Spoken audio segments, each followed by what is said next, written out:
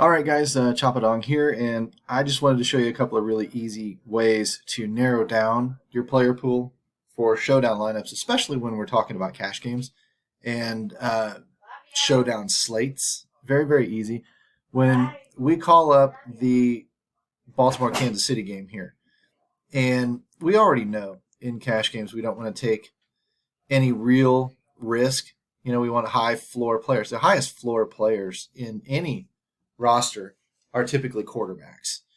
And when we're talking about cash games with the 50% bonus, we really, really need to grab that quarterback and hopefully grab the right one. Usually it's the favorite quarterback. Game flow goes his way. Vegas has already picked it out. They're usually the higher owned players, but look at this. They're going to 75% projected in both of them. These are tournament projections, mind you. These are not cash game projections. 75% in these lineups already says it all. At the captain spot, 15 and 18%, Mahomes has a slight advantage. Everybody else, this right here, these projections are telling you right now, anybody else in the captain spot in a cash game is wrong. It's got to be one of the quarterbacks. They're so close that you could lean on Mahomes if you wanted to. You could lean on Lamar Jackson. You could lean on the domination station. The way you would do that is in these captain lineups is you would just start unchecking everybody that isn't Mahomes or Jackson, since you know those are the two that you're going for, right? You don't want to, no other options. I'm trying to get through this without, sometimes it shifts and then I uncheck Mahomes or Jackson and it kind of ticks me off. So, okay, we got lucky that time. Now, all the rest of the flex options are fine. I want both quarterbacks in my lineups. I would like to have two RB1s in my lineups. They touch the ball more often than receivers. Receivers get targets, that's great. But even if a receiver gets 8 to 10 targets a game and a running back touches the ball 20 times, the running back has a more consistent level of volume and more consistent point production, if that makes sense. Therefore, he lends more towards cash games. Even if the receiver on 2 targets got 2 touchdowns and you lose a cash game, you were correct if you targeted the running back. Wide receivers are volatile. Tight ends are volatile. They're hard to predict. We know this. They come at a lower price tag, but oftentimes in cash games, we want to kind of shy away from them, except for your Cooper Kupps and some players like that, back in, 3 years ago, 2 years ago, whatever. Those guys are cash viable. A lot of your possession type receivers can be cash viable. You want to avoid, I guess, running backs in committees. That makes a lot of sense, or sometimes you might want to avoid a running back if he's really, really high priced and he has a quarterback that vultures touchdowns at the goal line. Certain things like that we can start to narrow down how important those guys are. But generally speaking, your quarterback is your highest floor, is your most consistent. Your running back would be next. Your kickers are next. Your kickers have high floors based on their price tags because they also control their own destiny, and there's only 3 ways to score points in football. Throwing the ball, throwing for touchdowns, right? Running the ball into the end zone, which would, even after you catch it, you still have to run it in to the end zone. And kicking the ball. Those are the only direct correlations to points in existence. So it would make sense that the golden lineup would be 2 quarterbacks, 2 running backs, and 2 kickers. Salaries don't often let us do that. So if I've narrowed down my captains to the 2 obvious choices and then want to let Domination Station do it from there, I'm not going to stack. I'm not using random. I'm not doing anything. I might just build a couple of lineups. And I think that I need to actually kick into the flex position here.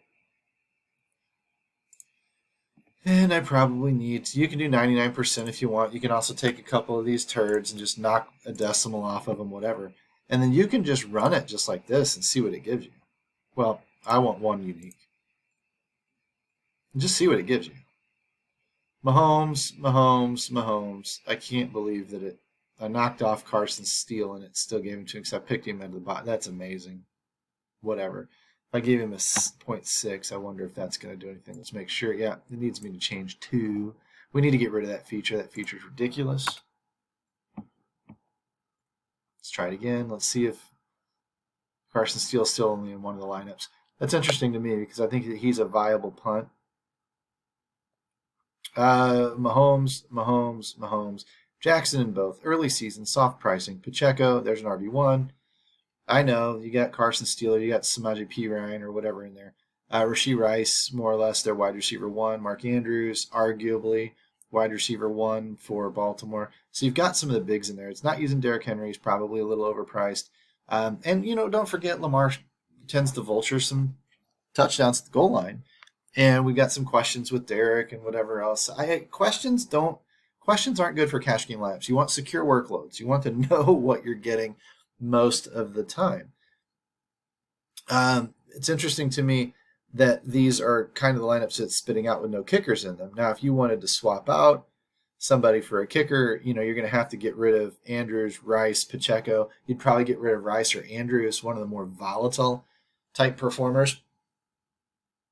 But whatever. That's going to be up to you. The other way that I want to show you here really quickly is to get 2 unique players, maybe 3 unique players. Build yourself about 20 lineups.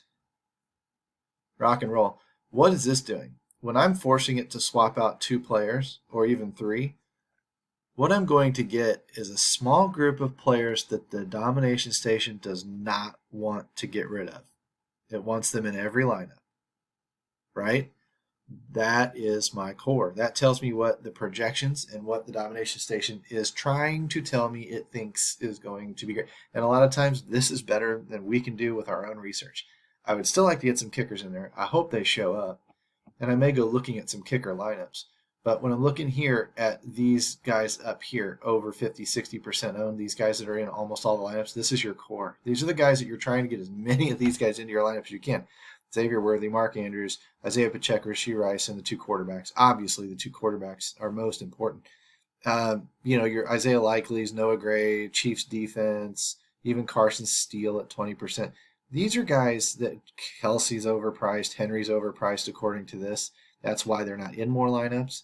The domination station doesn't see them as having a lot of value, that you would have to sacrifice, a Rashee Rice or somebody if you're choosing a Derrick Henry. That may turn out correct at the end of the night, but what this machine is telling you is if we ran the slate 100 times, these are likely the players that are going to factor in the most. So that's kind of what we're after. I might do something like uncheck Chiefs defense. I might lock a Carson Steele in, somebody like that. I don't see any kickers in here at all. That's very interesting to me. So where would I go if I was looking to put a kicker in there? I really don't know. I could boost the kicker's projections. That would be one way to go. If I find my first thing, defenses in cash games, that's just a no. You could take your kickers and you could boost them a smidge and you could run it again and see what that does. See who it kicks out. If it all of a sudden likes the kickers, wow, which it still kind of doesn't. In which lineups does it use? In which lineup did it use Justin Tucker? Jackson, Mahomes, Pacheco, and it kicked out Rashee Rice. If you're okay with that, use the kicker. If you're not okay with that, don't. I don't know if you want to use 2 tight ends in Andrews and Likely, and at least you got Lamar in the captain spot for that. But you might not like a lineup like that. Where did Butker go? Let's see what his is. Hopefully, Mahomes, Rice, Butker. So it studies the correlation. Lamar Jackson and Isaiah Likely. I don't know. I don't think that's necessarily as strong as having Pacheco in it. So, you might go back down to something like that. So again, this is just, you've got your player pool though, where you're going to have about, 8 players that are maybe cash viable, maybe 10. And you're just going to have to mix and match among them. You shouldn't be, including a Noah Gray in a cash lineup. You shouldn't be including, somebody like Juju Schuster or whatever. DS is telling you don't use Kelsey. Certainly don't use Justice Hill. Nelson Aguilar. These guys are tournament lineup builds, right? And so you've got to use your cash game mind and what you know about cash games to, kind of tweak what the domination station is giving you in tournament lineups to make sure that you've got the highest floor possible. That's what's typically going to win. And you're going to use the ownership projections to do this an awful lot. You're seeing that most of these lineups are, upwards of around 200% owned. You could use the slider up top and you could force, a 200% lineup in there and run it again and see if it could do it, right? And that can help you narrow some things out. You need to use these tools to narrow down what the best of the best are, and you can get that down to a small player pool, and then you can probably hand build from there. Or use one of the lineups that you see printed out. If we go back down to this and we got it kind of where we like it, we can come back down to 3 with one unique, and we can see if any of the other guys get in there. Any of the kickers, did any of the kickers get in there? No. But see, this player pool is only 8 players. Like I said, you're gonna have 8 to 10 players that are viable. I wouldn't use Ricard. I would probably use a Carson Steele. So if I'm using this lineup here, Mahomes, Jackson, Pacheco, Rice, Andrews, and Steele looks pretty good. It's pretty hard to get away from something like that. So anyway, this and a lot of those websites are going to have very, very similar lineups, if not duplicated lineups, but that's okay. If you tie, 10 to 20 guys out of 100 and everybody slips across the cash line, who cares? We don't mind duplicates there. We don't want duplicates in tournaments, but we don't mind them in cash games because there's enough recreational players that really don't know these fundamentals that are out there building lineups that are going to mess up. They're going to put Travis Kelce in the captain's spot, or they're going to use a defense or something like that. And those are just fundamentally wrong moves that over time is going to make it very, very hard for those players to make money. So we may not win every week, but we're going to use the fundamentals to our advantage, and we're going to try to run volume last year, this year, next year, and then kind of see where we're at after 2 to 3 years. That's kind of the idea that cash games take. They take a large sample, and that smooths out the volatility of the week-to-week stuff. So we can't get too disappointed after 1 week. Anyway, I'll leave you with that tonight. Hopefully this helps you guys put together your cash lineups, and mostly strong lineups.